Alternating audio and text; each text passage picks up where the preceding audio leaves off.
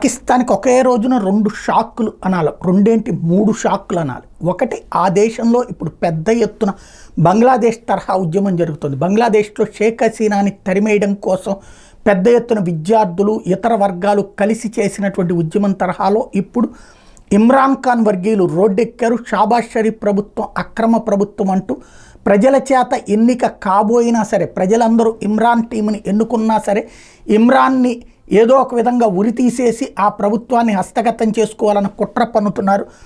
2 పార్టీలు కలిపి ప్రభుత్వాన్ని ఎట్టా ఏర్పాటు చేస్తాయంటూ నిలదీస్తూ షాబాజ్ దిగిపోవాలా, ఇమ్రాన్ని బయటకు తీసుకురావాలి అని అక్కడ ఎట్లయితే ఖలీదా జియాని బయటకు తీసుకురావడానికి ఉద్యమం జరిగిందో అట్లాంటి ఉద్యమం ఇప్పుడు పాకిస్తాన్లో స్టార్ట్ చేశారు. ఇది నెంబర్ 1 షాక్ పాకిస్తాన్ సైన్యానికి, ఐఎస్ఐకి, అందరికీ. నెంబర్ 2 వచ్చేటప్పటికి ఏదైతే జైశంకర్ భారత విదేశాంగ మంత్రి పాకిస్తాన్తో చర్చల ప్రసక్తే లేదు, భారతదేశంలో ఉగ్రవాదాన్ని అది రెచ్చగొడుతున్నంతసేపు చర్చించే ప్రసక్తే లేదని తేల్చి చెప్పారు.